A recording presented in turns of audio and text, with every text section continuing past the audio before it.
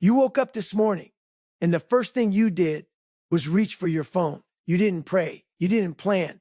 You didn't move. You reached for distraction because somewhere deep in the part of your brain you refused to acknowledge. You already knew today was going to be exactly like yesterday, and the day before that, and the year before that. You are not stuck because life is hard. You are stuck because you are lying to yourself, and you've gotten very good at it.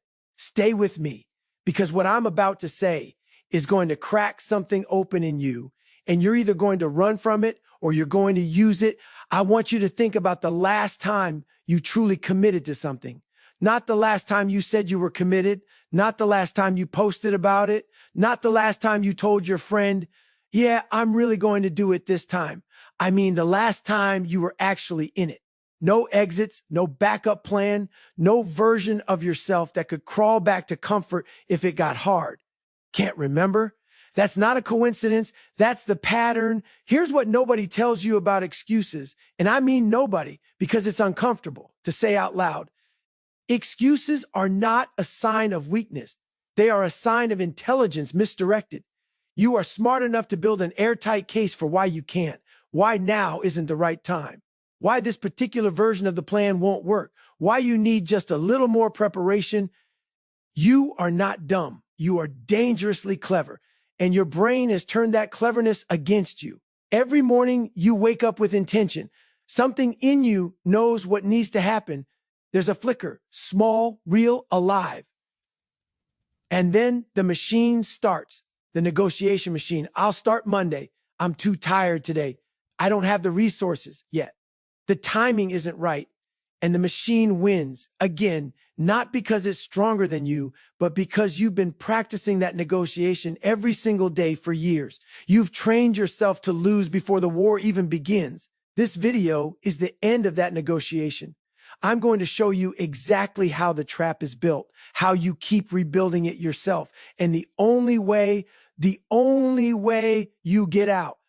But I need you locked in, because this is not going to be comfortable. Let's talk about how the trap actually works, because most people think excuses are things that happen to them, like the excuse arrives fully formed from outside, like life hands you a reason and you just repeat it. That is not what's happening. An excuse is a construction project. You build it brick by brick, and you are an elite architect because you've had years of practice. Here's how the build works, and I want you to pay attention because you're going to recognize every single step. Step one, something hard appears, a goal, a change, a moment that requires you to be uncomfortable. Step two, your nervous system, which was designed in a different era, designed to protect you from lions and starvation, flags this as a threat, not real danger, not physical danger, just discomfort. But to your primal brain, discomfort and death register at the same frequency. Step three, your mind begins scanning, not for solutions, for exits. And here's the genius, dark genius of the human ego. It doesn't hand you a cowardly exit. It hands you a reasonable one, a justified one, an exit that comes dressed in logic and self-awareness and sometimes even compassion. I should rest. I've been working so hard. This isn't the right environment for me to succeed. I need to take care of my mental health. And look, sometimes those things are true. Sometimes rest is the answer. Sometimes the environment is wrong, but you know the difference, don't you? Somewhere inside, you know when you're healing and when you're hiding. The problem is you've stopped asking. You've stopped interrogating your own reasoning. You've stopped cross-examining the voice in your head that says stop. You just accept it like a verdict, like something handed down from a judge you didn't elect and can't challenge. Your comfort zone doesn't feel like a cage. It feels like home. That's what makes it so dangerous. Let me paint you a picture. It's 6:47 a.m. Tuesday. The alarm went off at 6:0. You didn't snooze it once. You snoozed it 3 times. And between each snooze, you were awake, not half awake. Fully awake, staring at the ceiling, running calculations. If I get up now, I have 40 minutes to work out, but I didn't sleep well. And I have that meeting at 9. I should be sharp for the meeting. I'll work out after work. You know how this ends. You didn't work out after work. You never work out after work. After work, you are depleted, not from labor, but from the weight of all the decisions you didn't make all day. And so you sit down, you turn on something to watch, and somewhere around 10 p.m., you feel that familiar ache, not regret exactly, more like a low frequency shame. And you pull out your phone and watch someone else living the life you told yourself you wanted. And then you reach for another excuse, this time about tomorrow. Do you see the loop? You're not failing because you're lazy. You're failing because you're comfortable being the person who almost started. Almost is the most dangerous word in the human vocabulary. Almost is where dreams go to rot. Almost lets you feel the identity of someone who tries without ever having to pay the price of someone who actually does. How many almost are you carrying right now? How many versions of yourself have you almost become? Now let's talk about something even more dangerous than a regular excuse. Let's talk about the sophisticated excuse, the philosophical excuse, the excuse that quotes stoicism, the excuse that reads like self-awareness. Because in 2025, people aren't just making excuses. They've learned the language of personal development well enough to disguise their avoidance as growth. You've heard them. You've probably said them. I'm working on my relationship with myself first. I'm not chasing hustle culture. I'm learning to be present. I believe in divine timing. Now I want to be very clear. There is wisdom in rest. There is truth in presence. There is a season for reflection. But there is a massive difference between someone who has genuinely done the work and earned a period of stillness and someone who learned to speak the language of growth so they never have to actually practice it. Spiritual language without spiritual action is the most elegant prison ever built. Neutral language without spiritual action is the most elegant prison ever built. You can spend years talking about being on a journey, years consuming content about discipline, years identifying as someone who is in the process and never once actually process anything. Let me show you what this looks like in real life. It's Sunday evening, 9:23 p.m. A 28-year-old man, let's call him Marcus, is lying on his couch. He's got a podcast playing about discipline. He's been into productivity for 3 years now. His phone has 5 different habit tracking apps, none of which he's used consistently for more than 2 weeks. Marcus is not a bad person. He's actually incredibly self-aware. He can articulate his trauma with precision. He knows his attachment style. He knows his Enneagram number. He knows exactly which childhood wounds are affecting his adult behavior. But Marcus hasn't made a single phone call to start his business. He hasn't woken up early once this month. He hasn't finished a single book he started, including the 4 books about finishing things. Marcus is fluent in the language of change. He is allergic to the act of changing. And here's the part that should shake you, because I know some of you are Marcus. He doesn't know it, or more accurately, he half knows it. And that half knowledge is just enough to keep him from the full reckoning, because a full reckoning is terrifying. A full reckoning means looking in the mirror without the philosophy and the podcast and the framework, and just asking the raw, brutal question, am I actually moving or am I performing movement? Most people will never ask that question. Most people will go to their grave having performed motion without ever created momentum. Knowledge without application is just sophisticated ignorance. Now I want to talk about something else, because the lies aren't just philosophical. They're also relational. How many times have you looked at your life and blamed someone else for where you are? Your parents, your boss, your city, the economy, your ex, the system. And look, I'm not going to stand here and tell you the system is fair. It isn't. I'm not going to tell you that your history didn't shape you. It did. I'm not going to tell you that other people haven't hurt you. They have. But here is the brutal, unforgiving truth that nobody who loves you will say to your face. Being wrong gives you a reason. It does not give you a result. You can be the most victimized person in the room and the most powerful person in the room at the exact same time. But only if you stop letting the victimization write your future. The people who have done the most incredible things in this world were not the people who had the easiest starts. They were the people who refused to let the hard start become the permanent story. Your story isn't over, but you keep writing the same chapter. Real quick, if this is hitting something in you, if some part of you is uncomfortable right now, and you're not sure whether to keep watching or close the tab. That discomfort is the point. Stay. Hit subscribe if you're serious about this. Not because I need the number, but because the act of committing to something, even something small, is a muscle. And right now, yours needs reps. We're halfway through. The second half is where I give you the actual tools. Don't quit now. That's the whole problem. All right.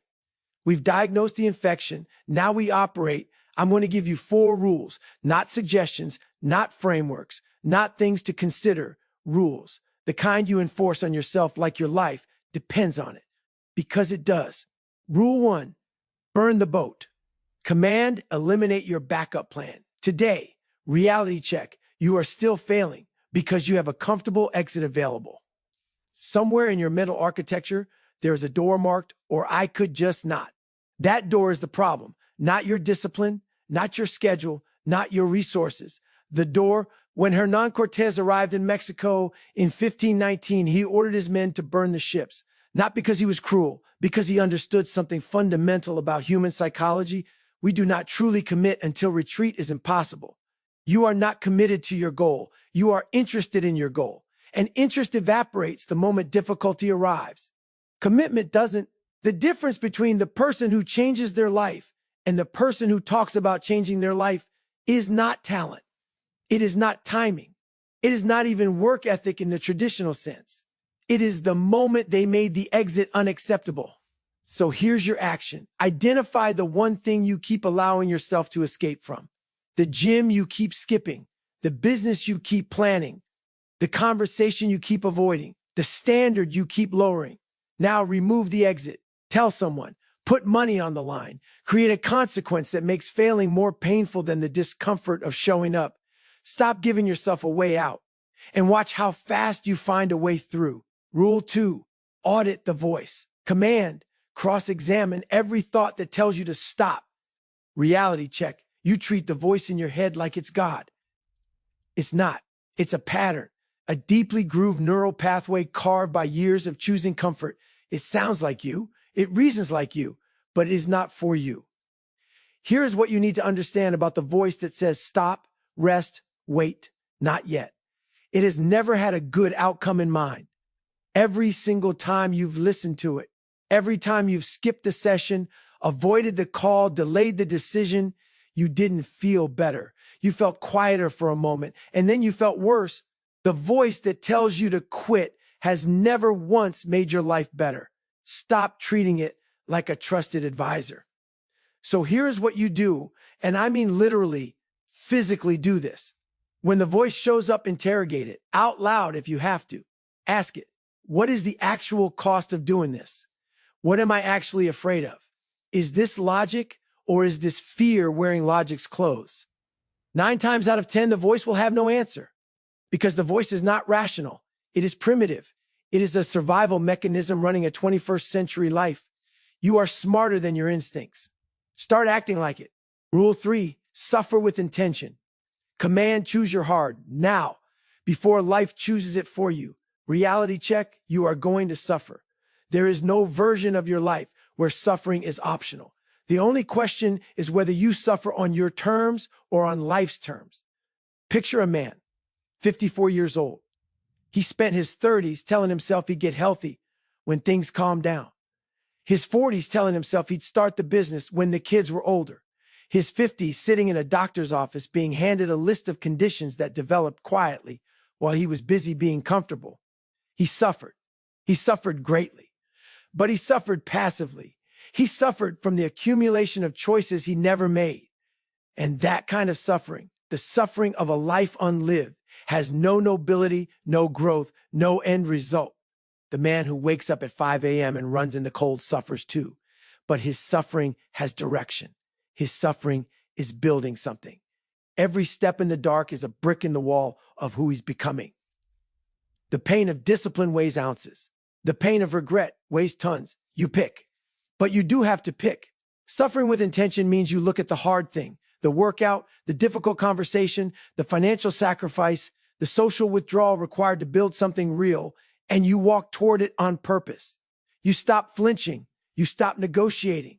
You walk toward the fire because you understand that the fire is the forge. And on the other side of it is the version of you that you've been scrolling past on Instagram thinking is someone else's destiny. It was always yours. You just kept choosing the comfortable path away from it. Rule 4, identity before emotion. Command, decide who you are before the hard moment arrives. Reality check, you are making identity decisions in the middle of crisis. And that's why you keep losing. Here is how most people operate. They wait until they feel motivated to act. They wait until the stars align. They wait until the emotional state is right. And when the hard moment comes, they ask themselves, do I feel like doing this? Feelings are weather. Identity is climate. Stop making climate decisions based on weather. A soldier doesn't decide if they're brave when the bullet is in the air. That decision was made in training, in the weeks and months before the battlefield. The moment of truth is just the reveal of what was already decided. You need to decide right now, before you close this video, before you go to sleep tonight, who you are, not who you want to be, not who you're hoping to become, who you are. I am someone who shows up. I am someone who doesn't negotiate with comfort. I am someone who does the hard thing first. Say it until it stops feeling like a lie and starts feeling like a description. That's how identity is forged, not through inspiration, through repetition. I need to slow down here because everything we've talked about so far is mechanics, systems, rules, and those matter. But I think the real reason most people stay trapped isn't because they don't know the rules. It's because they have never truly, fully, without looking away, calculated the cost of staying the same. We calculate the cost of change constantly. We know how much the gym membership costs. We know how many hours the extra work will take. We know how uncomfortable the conversation will be. We run those numbers obsessively, but we almost never run the other numbers. What is the cost of 5 more years of this? Let me help you run them. 5 more years of skipping the gym. You're 5 years older. Your body has 5 years less of what it once had. Energy, resilience, metabolic function. You're not just the same. You're worse. And you're wearing more shame on top of it, which makes starting feel even heavier than it does today. 5 more years of staying in the job you hate. You have now spent a decade of your prime years doing work that drains you. You have traded roughly 25,000 hours of your finite life for a paycheck and a title and a resentment so deep it's starting to bleed into your relationships and your sleep and the mirror. 5 more years of the same relationship patterns, the avoidance, the passive aggression, the emotional distance. Your children are 5 years older now. They have spent 5 years watching you model a version of love that looks like tolerance, and they are going to take that into their own lives. That's your inheritance to them. I'm not saying this to destroy you. I'm saying this because the comfortable lie is actually the cruelest thing. The comfortable lie says, it's not that bad. You can handle this. Maybe next year. The truth says, every day you wait is a day you can never get back. And the version of you that you're delaying is getting further away, not closer. Most people don't have a motivation problem. They have a stakes problem. They don't feel the urgency because they haven't made the cost real. They're operating like time is infinite and the consequences are abstract. They're not abstract. They are being written into your body, your relationships, your finances, your self-respect right now while you debate. While you scroll, while you wait for the right moment. The right moment doesn't exist. It was always a mythology you built to make the delay feel responsible. I want you to do something right now. And I mean, literally right now. Pause this video if you need to. I want you to write down one thing you have been putting off for more than 6 months. One thing. Now write down what your life looks like in 5 years if you never do it. Don't soften it. Don't make it hopeful. Write the honest version. Is that the life you want? Is that the story you want your children to tell? Is that what you want to see? When you're lying somewhere in your last years and you look back at what you did with the time you had, comfort is a slow-moving catastrophe. You just don't feel the crash until it's too late.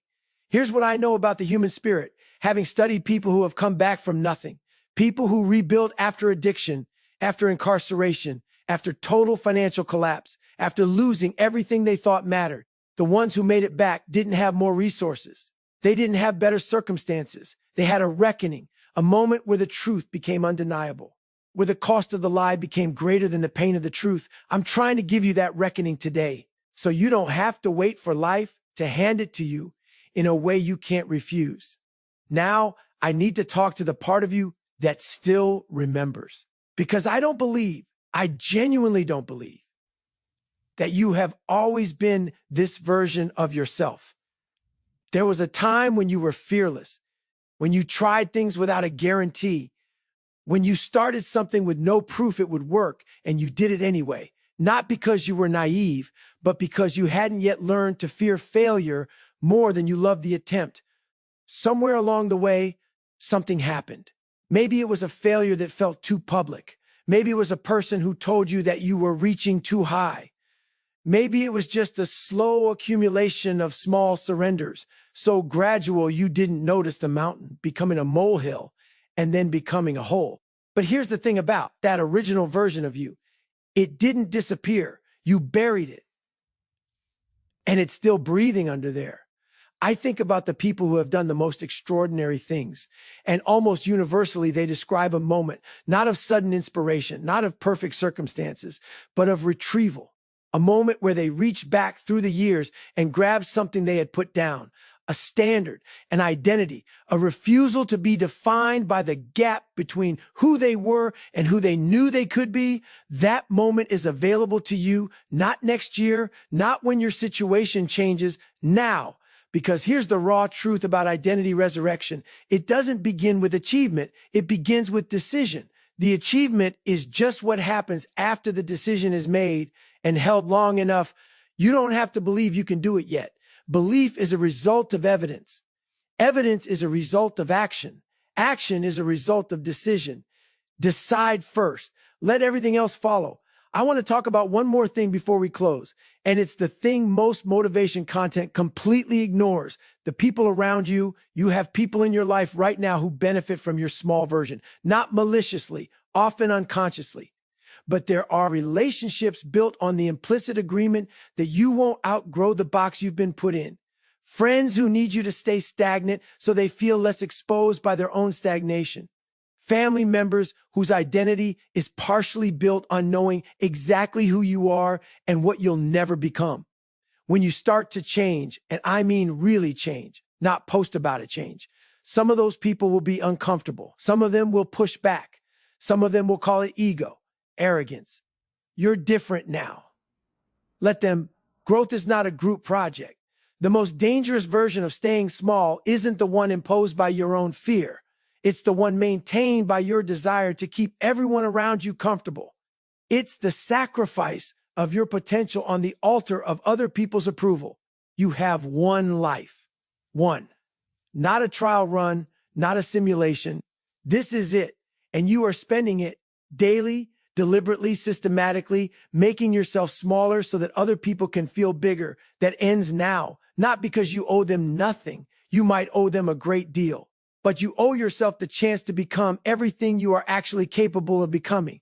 And no relationship, no matter how much love is in it, is worth sacrificing the entire arc of who you were designed to be. The war is internal, always has been.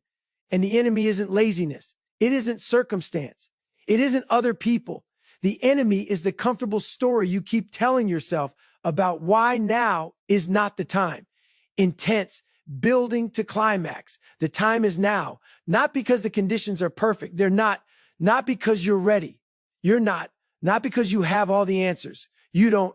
The time is now because time is the only non-renewable resource you have, and you are spending it like you have an infinite supply. You don't.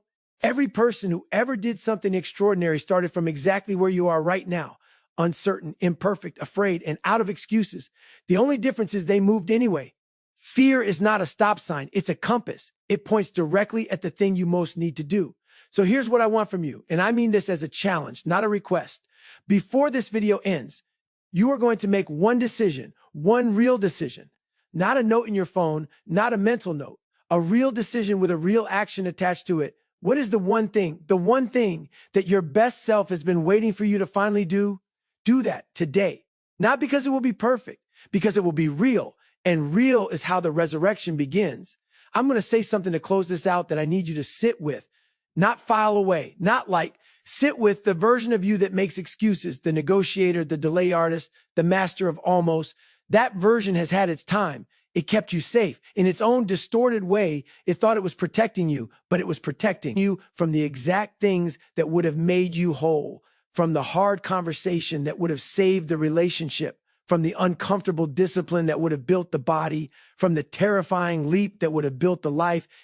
It protected you from your own potential. And now, right now, in this moment, you get to choose. Do you keep letting it run the show, or do you take the wheel? Not perfectly, not without fear, but consciously, with your eyes open, knowing full well what the cost of another year of excuses actually is. The clock doesn't stop. The calendar doesn't wait. The body doesn't hold indefinitely. You have a window. Every person who ever built something real used their window, not because it was wide, but because they refused to let it close.